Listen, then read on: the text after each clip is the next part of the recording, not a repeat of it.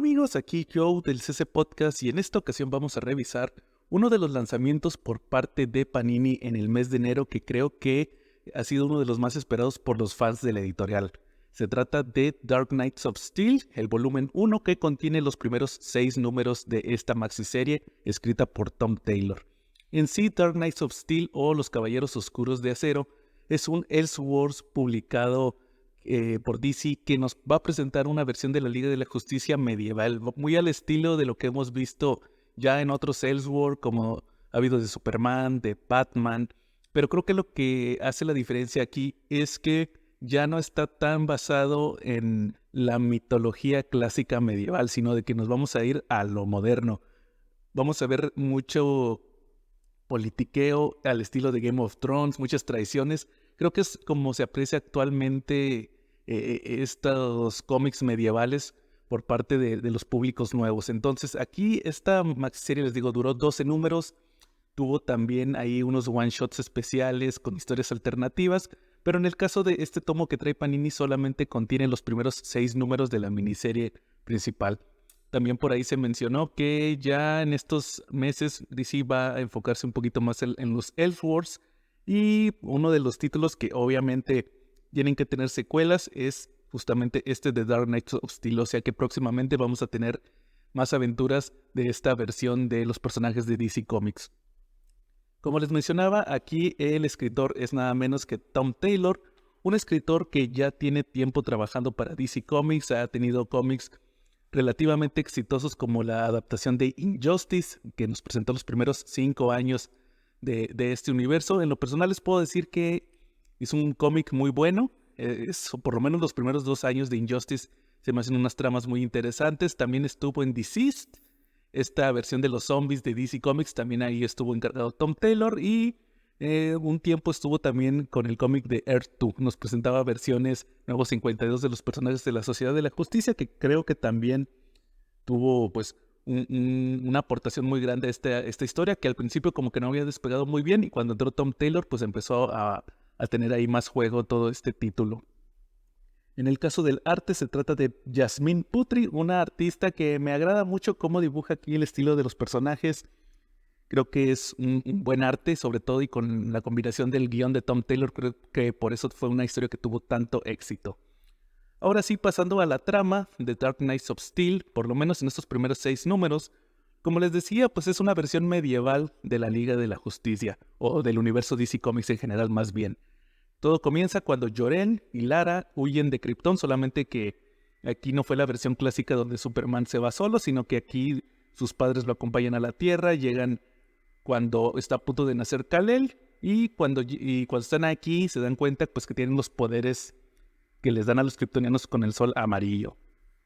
Ellos en un principio viven aislados de el reino, que es el reino donde los gobernantes son los Wayne, pero con el paso del tiempo se van a ir percatando también que hay una amenaza de un volcán. Ellos se tienen que revelar a los Wayne y ellos los toman posteriormente como sus consejeros.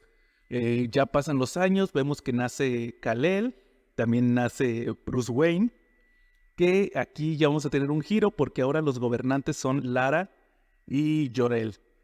Conforme vayan avanzando los números, vamos a estarnos metiendo en una conspiración ahí que pasó en este tiempo, en este brinco del tiempo, que nos va a estar revelando pues diversas cosas que ocurrieron aquí en la trama, pero una de las principales es que independientemente de que los Wayne antes eran los gobernantes, ahí anda Bruce, al cual mucha gente lo llama el príncipe bastardo.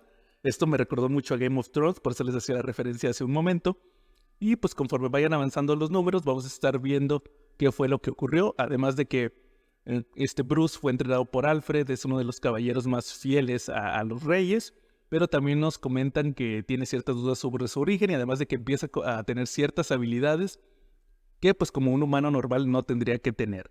A todo esto súmenle que uno de los consejeros que estuvieron anteriormente a los él fue el Lex Luthor, el cual terminó siendo expulsado del reino y regresa como una versión del Joker combinada con Linterna Verde que pues va a estar sembrando el caos aquí en el reino de los Elf. Todo esto pues, solamente es el principio, de hecho es nada más el número 1 de la historia y vamos a estar viendo cómo todo esto se va a ir complicando con una trama que luego involucra otros reinos. Está el reino de las Amazonas, donde la reina es Hipólita, la princesa es obviamente Diana, Wonder Woman, pero también está la hija, porque aquí Clark, como sus padres están vivos, tiene una hermana, más bien Kal-El tiene una hermana que además es la pareja de Wonder Woman.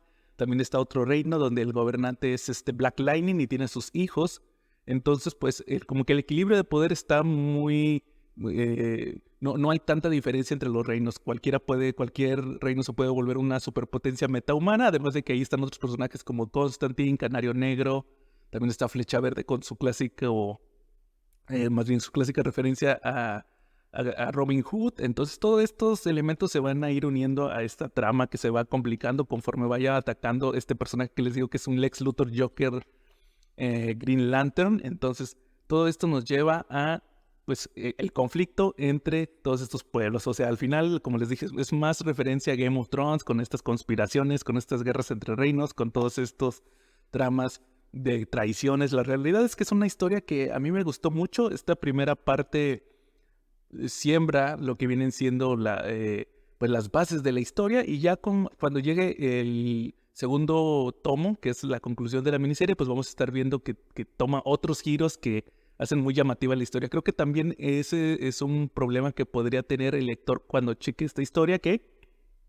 en un principio podría creer que pues ya la historia desde el principio se va a ir por un rumbo, pero la realidad es que tiene muchos giros que a mí me gustaron mucho. Realmente es una historia, les digo, que vale muchísimo la pena, tanto por el guión como por el arte. Entonces es una recomendación que les doy, Dark Knights of Steel. Este tomo tuvo un precio de 229 pesos. Lo pueden encontrar en su tienda favorita, en Amazon, y también en los medios que maneja la editorial directamente. Y pues lo estuve revisando y por lo menos yo no le encontré alguno de esos errores tan gachos que tuvieron otras ediciones de la editorial Panini. Entonces pues pueden irse con la seguridad de que van a leer un buen cómic, y pues solamente queda esperar a que salga el volumen 2. Igual también les aplaudo y les reconozco que hayan traído este cómic, que en sí en Estados Unidos duró mucho tiempo en publicación, casi 2 años, tuvo muchos retrasos como iba desarrollándose la historia. Entonces es muy cómodo leerlo aquí en un TPB.